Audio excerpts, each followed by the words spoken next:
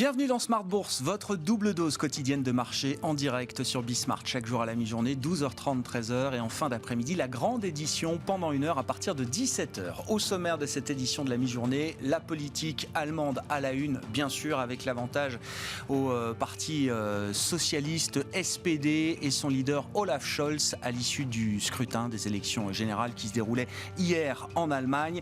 Décryptage à suivre, évidemment, avec un observateur de longue date, familier historique de la politique européenne. Fabrizio Pagani sera avec nous en plateau, le responsable mondial de la stratégie économique et des marchés de capitaux de Muzinich et compagnie. La politique, donc, pour démarrer cette semaine, une semaine qui s'annonce chargée en termes d'indicateurs macroéconomiques, notamment avec des estimations d'inflation qu'on suivra en fin de semaine en zone euro pour le mois de septembre. La première estimation de l'inflation européenne pour le mois de septembre sera publiée ce vendredi. On aura également des enquête de conjoncture à suivre pour la Chine jeudi. Prendre un peu le pouls du ralentissement économique chinois. La Banque centrale chinoise communiquait ce matin et estime que la reprise économique chinoise n'est pas encore solide et est relativement déséquilibrée à ce stade. Et puis une semaine politique également, avec des prises de parole nombreuses de la part de banquiers centraux, à commencer par Christine Lagarde en début d'après-midi. La présidente de la Banque centrale européenne sera auditionnée par le Parlement européen. Et puis même exercice également pour le duo Powell-Yellen aux États-Unis. L'un et l'autre seront auditionnés par différentes commissions du Congrès, au Sénat à partir de demain et à la Chambre des représentants ce jeudi. Semaine intense donc, et on en parlera bien sûr avec les équipes de Bourse Direct, avec nous chaque lundi à la mi-journée pour évaluer les enjeux techniques de marché. La semaine dernière a été secouée avec un gros trou d'air en début de semaine qui a été compensé par un rallye intense jusqu'à la séance de vendredi qui marquait un peu d'épuisement. On repart à la hausse ce matin et Romain Dobry sera avec nous évidemment en plateau dans quelques minutes.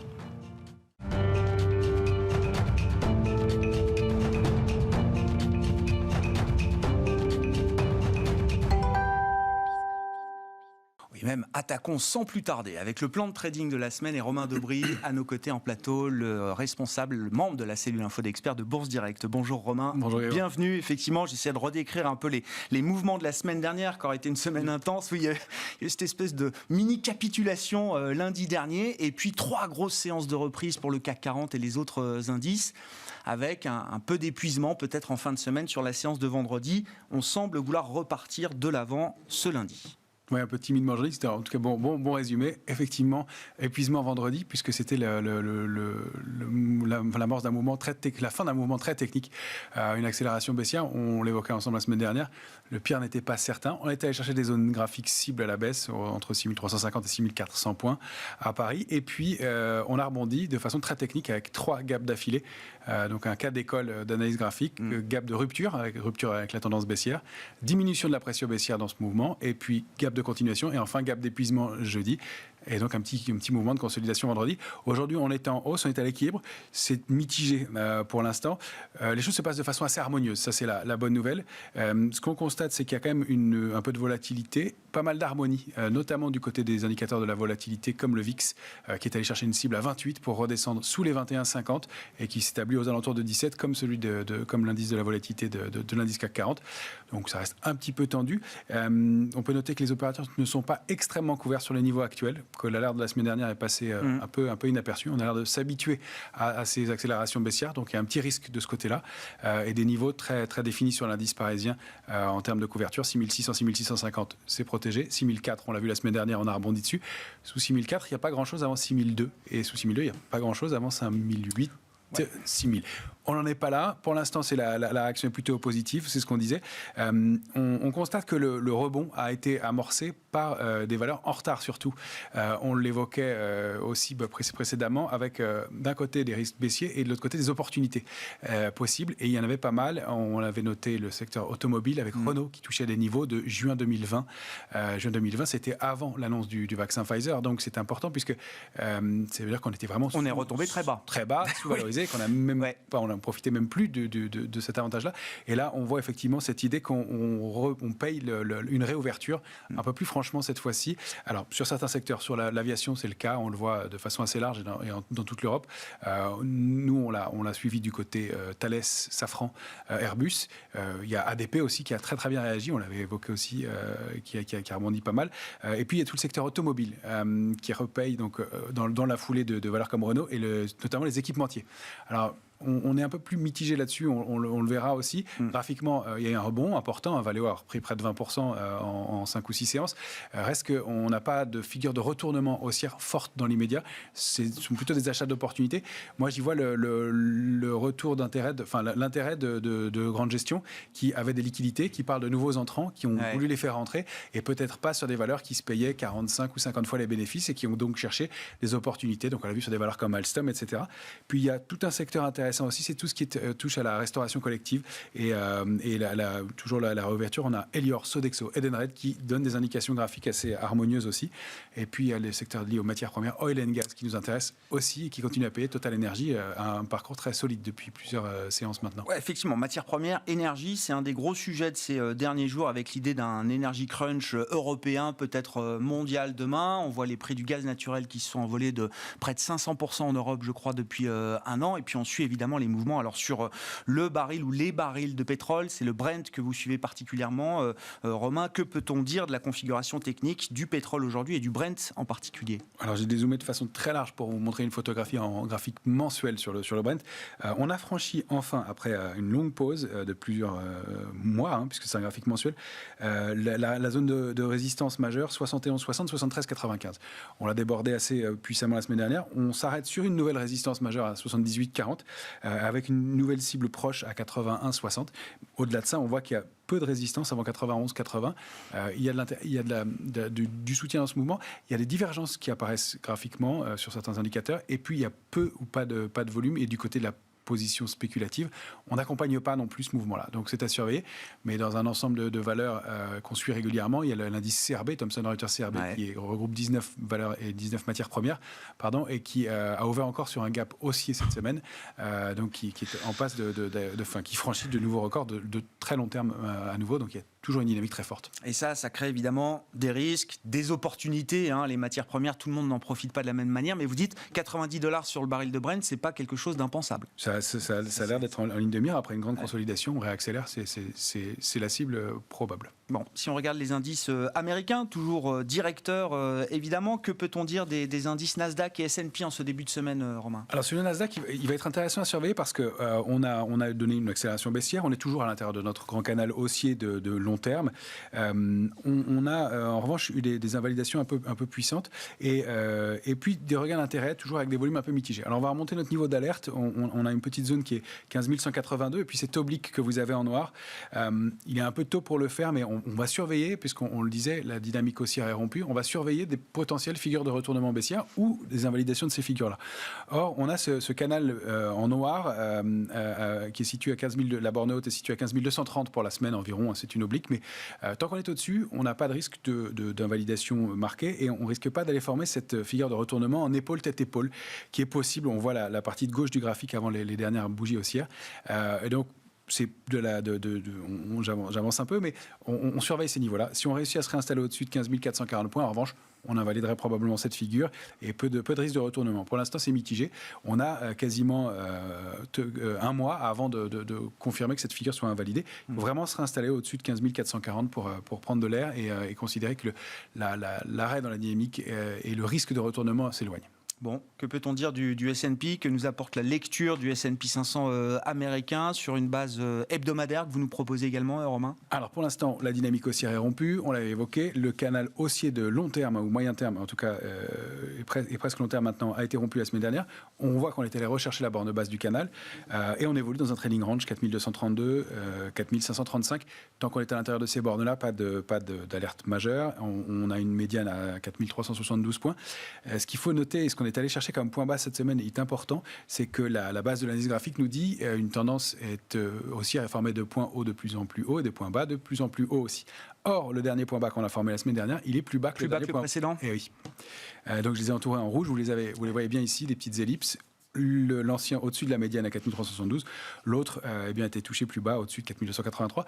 Donc il y a une dynamique rompue qui est confirmée. Pour l'instant, pas de retournement, mais on va surveiller ces niveaux-là et donc observer le S&P aussi et voir si on n'aggrave pas la situation et si on réussit à l'invalider. Comment est-ce que tout ça se traduit ou peut se traduire sur nos indices européens si on prend l'Eurostoxx comme référence, Romain? Alors sur l'Eurostoxx, on est aussi dans un trading range. On a rompu, il y a plusieurs, ça c'est un graphique hebdomadaire que vous avez sous les yeux, on a rompu le canal haussier de la même façon. On est dans un trading range, on est plutôt dans la partie haute. Si on prend 3857 et 4214 comme borne, on est au-dessus de 4034 pour l'instant. On a plutôt bien réagi, on voit cette grande mèche basse, toujours une réaction assez importante. En revanche, on ne réussit pas à aller redéborder 4214 points dans l'immédiat. On est dans la bonne moitié du trading range, mais avec toujours une vraie incertitude et un mouvement de latéralisation, au moins pour l'instant. Bon, et sur le CAC 40, on regarde le futur avec vous, avec une lecture journalière du futur CAC, le graphique en 14 heures. Futur CAC, c'est un peu la même configuration. Ouais. On est dans un grand trading range.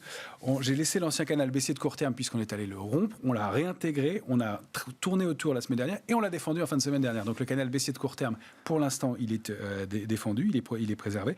En revanche, on est plutôt à moyen terme dans toujours une dynamique neutre entre 6564 et 6732. Il faudrait vraiment repasser au-dessus de 6732 en clôture pour sortir de cette dynamique neutre à moyen terme. Et on est aussi du bon côté de la médiane, au-delà de 6645 points, avec, alors il faut le noter, quand même très peu d'intérêt. C'est ça qui est important de souligner. Depuis l'échéance des marchés dérivés du 17 septembre, on avait 295 000 contrats futurs ouverts et on valait 6570 points. On est une soixantaine de points plus haut à la clôture de vendredi, 70 points plus haut à la clôture de vendredi, et on a 15 000 contrats futurs de moins. Donc tout ça s'est fait beaucoup sur fond de rachat de short, sur destruction d'intérêt. Il n'y a pas beaucoup de soutien et on voit que les volumes des 2 derniers jours sont inférieurs à 3 milliards d'euros. Quand même pas énormément de force dans ce mouvement, dans ce rebond. On a besoin de confirmer, et puis on l'a évoqué en introduction, les secteurs qui sont mollement ou timidement payés, les secteurs très en retard. On voit plutôt des recherches d'opportunités qu'un mouvement de fond solide. Ouais, il faudra que ça se concrétise, mais on voit bien que les gérants un peu fondamentaux qui veulent revenir dans le marché, essayent des portes d'entrée un peu dérivées. Donc vous parliez du secteur des équipementiers automobiles. L'exemple qui vaut le coup peut-être d'être soulevé, c'est celui de Valeo, Romain. Voilà, je l'ai pris parmi d'autres, mais il est effectivement intéressant. ADP, et c'est sur des niveaux bas. Ouais. Valeo, elle n'a fait que de baisser. Elle est toujours à l'intérieur de son canal baissier de moyen terme. Elle baisse depuis le début de l'année non-stop. Elle est allée chercher un support important à 21,15. 21,15, c'était des niveaux de juin donc 2020, antérieur donc à l'annonce du vaccin Pfizer. Donc, c'est-à-dire que l'intérêt était vraiment faible. Alors, on a réagi fortement. Il y a près de 20% de rebond. Il y a peut-être un avalement aussi en hebdomadaire la semaine dernière. Il y a un avalement aussi la semaine dernière. Un gap aussi ce matin, mais c'est le 3e gap d'affilée sur Valeo en journalier, donc peut-être un épuisement aussi à surveiller. Et on voit qu'on est toujours loin de franchir la borne haute du canal baissier aux alentours de 25-70 pour pouvoir vraiment réactiver une dynamique haussière de long terme. Donc, cette logique que on paye les opportunités, qu'on constate d'ailleurs que dans le secteur du luxe est toujours sous-performant. Kering baisse encore aujourd'hui assez fortement. Elle est repassée sous les 630. Il y a tout ce secteur qui est faible. Les secteurs technologiques qui sont vraiment en retard aussi, qui ne sont pas payés par le marché, qui deviennent secteurs faibles. Donc il y a quelque chose de l'ordre de l'opportunisme pour l'instant pour certains secteurs en retard, de l'intérêt pour aller former de nouveaux plus hauts ou aller au moins toucher les sommets précédents. C'est pas encore le cas. Donc je pense que la semaine effectivement qui est bien riche va permettre d'éclairer les choses de ce côté-là. Oui, effectivement. Donc je le rappelle, pas mal de prises de parole de banquiers centraux. Christine Lagarde en début d'après-midi, audition devant le Parlement européen. On aura des auditions devant le Congrès américain pour Jérôme Powell et Janet Yellen au cours de la semaine. Et puis les enquêtes PMI en Chine, jeudi, officielles, et les enquêtes privées également qui nous en diront un peu plus sur le niveau de ralentissement de l'économie chinoise. La Chine qui sera fermée, d'ailleurs les marchés chinois qui seront fermés à partir de vendredi jusqu'au 6 octobre. C'est la semaine de la fête nationale en Chine, avec évidemment le sujet Evergrande. Là aussi, le feuilleton continue. Il y a des intérêts à repayer cette semaine, je crois, sur une obligation internationale. Et puis, un sujet à surveiller aussi, c'est les petites tensions du côté du 10 ans américain. Oui, 1,50 quasiment. 1,50 quasiment, et une accélération, non pas après l'intervention de Jérôme Powell, mais jeudi dans la journée. On franchit des niveaux importants. Au-delà d'un 70, ça peut être Le tapering se rapproche, les prix montent, les prix de l'énergie notamment se tendent. Donc on a l'idée quand même d'une inflation qui reste sur des niveaux élevés et des banques centrales qui sont en train de prendre un virage en matière de politique monétaire. On l'a vu avec les dernières communications, notamment la semaine dernière. Merci beaucoup Romain. Romain Dobré avec nous chaque lundi à la mi-journée dans Smart Bourse pour le plan de trading avec Bourse Direct.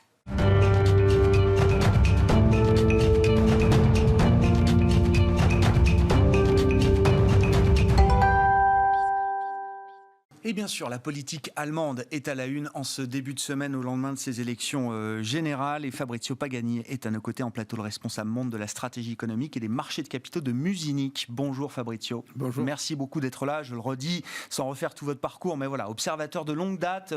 Vous êtes très familier de la politique européenne. Vous avez servi différentes formations gouvernementales en Italie, notamment auprès d'institutions comme l'OCDE. Quels sont pour vous les premiers enseignements de ces élections générales en Allemagne ? Est-ce que l'Allemagne est en train de changer de régime politique, Fabrizio ? Ah non, je dirais non. Je vois les élections et les résultats d'hier soir vraiment dans les parcours de Mme Merkel. Soit les candidats des social-démocrates, Olaf Scholz, et les ministres des Finances de Merkel, et a partagé toutes les plus importantes décisions économiques des dernières 4 années. Soit c'est Armin Laschet, le candidat de la CDU, qui est du parti Merkel. Alors vraiment, on est dans la continuité. Bien sûr, dans la continuité, il y aura après des moments de décision qui devront être prises dans les prochains mois et dans les prochaines années, dans lesquels les personnalités et la coalition, parce que ça c'est les points clés, la coalition qui va se former dans les prochaines semaines ou mois, vont être décisifs. Une des grandes observations qu'on peut faire, c'est quand même l'idée qu'on va avoir sans doute une coalition tripartite, ce qui tranche un petit peu avec les 16 années de mandat d'Angela Merkel qui ont souvent été dominées par la fameuse grande coalition entre le CDU-CSU et le SPD. Là, il va falloir sans doute intégrer un ou deux autres partis à cette coalition. La grande coalition n'est pas tout à fait exclue parce que elle est majoritaire. Elle est majoritaire.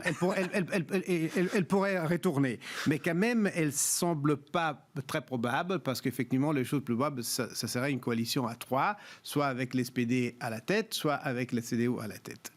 Dans ces cas-là, la dynamique est bien sûr un peu plus compliquée parce qu'à 3, c'est plus difficile de trouver un accord, et surtout parce que les deux partis qui sont un peu les faiseurs rois, les faiseurs de rois, les Verts et les libéraux ont des programmes qui sont très différents quand même, surtout sur la politique économique. C'est-à-dire, d'un côté, on a un parti qui veut une politique expansionnaire, les Verts, et surtout une grande attention aux investissements verts et des décarbonisations en Allemagne et en Europe. Et de l'autre côté, on a un parti qui est plutôt conservateur du point de vue fiscal, surtout avec un leader comme Lindner, qui a plusieurs fois dit qu'il faut retourner à des règles très rigides, orthodoxes, au niveau européen et aussi au niveau national, avec les principes constitutionnels de ce qu'on appelle Schwarz-Null, c'est-à-dire le budget équilibré. Donc c'est intéressant parce que pour chaque coalition potentielle, soit emmenée par le SPD, soit emmenée par la CDU, il y a des points de blocage à lever. Compliqué pour les Verts d'être dans une coalition emmenée par la CDU-CSU. Compliqué pour les libéraux du FDP d'être dans une coalition emmenée par le SPD avec les Verts. C'est ça. Et compliqué pour les Verts et les libéraux d'être ensemble au sein d'une même coalition. Mais ça sera les grands sujets des prochaines semaines et des prochains mois. Et donc forcément, ça veut dire, Fabrizio, mais on en a l'habitude, la négociation d'une coalition va prendre beaucoup de temps.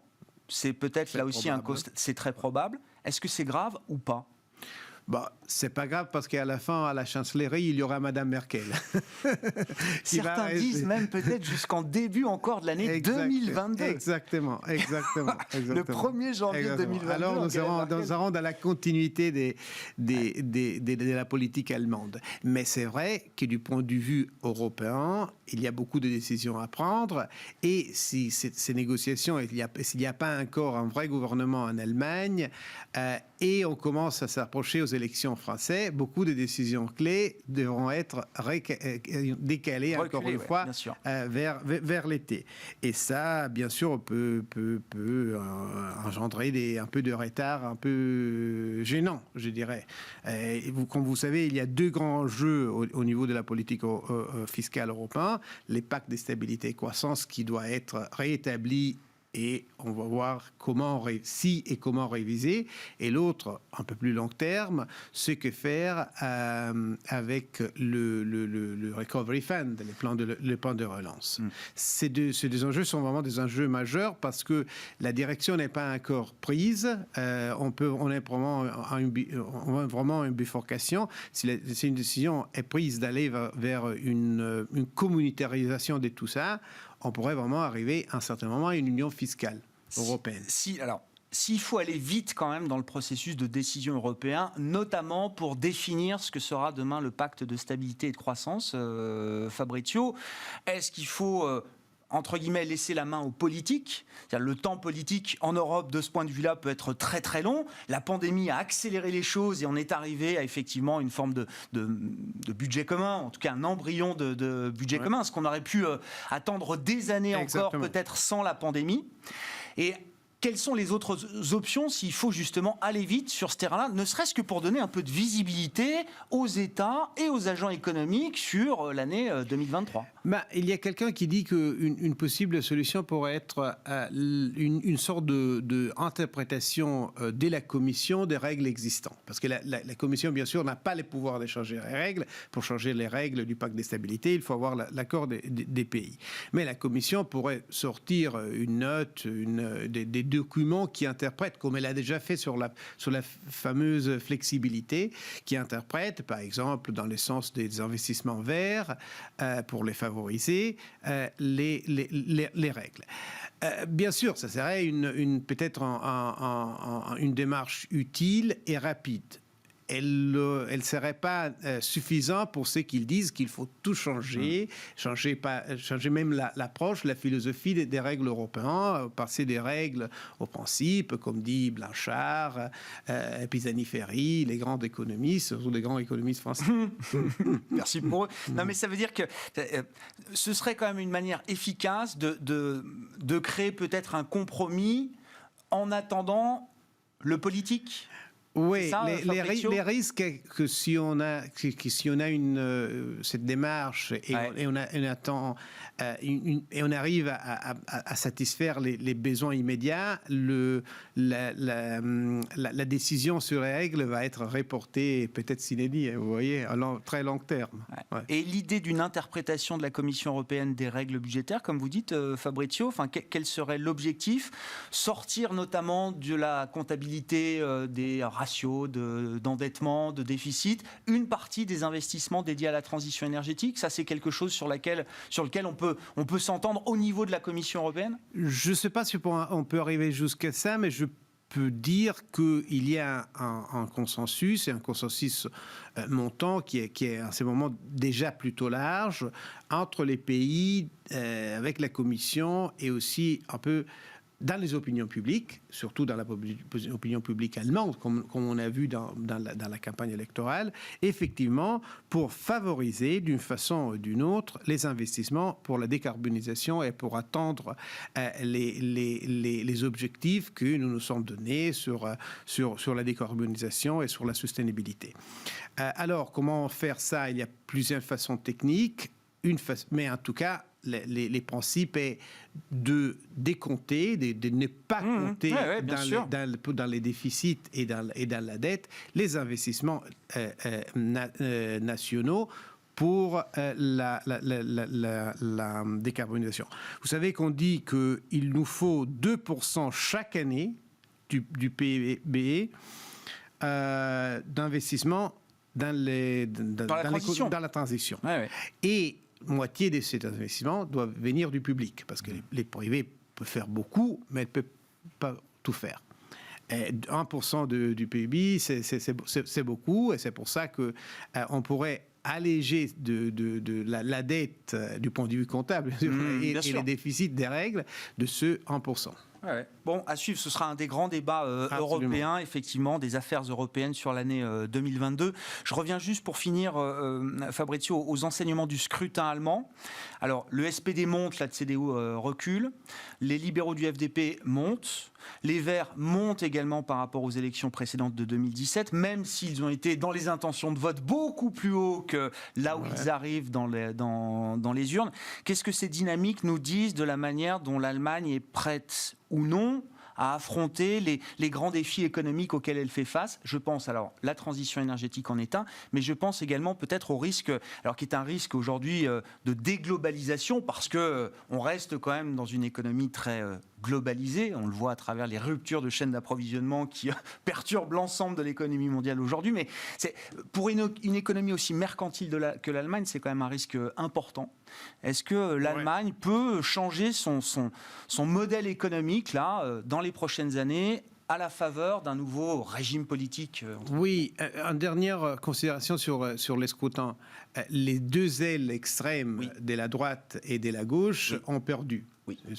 Moins de 15% à eux. Oui, exactement, et ont perdu vis-à-vis les scrutins précédents. Alors, ça veut dire qu'effectivement, les tracés de Merkel est très, très fort. Dans ce sens, ce n'est pas un pays qui est en crise, mais c'est un pays qui a besoin de réformes et d'investissements.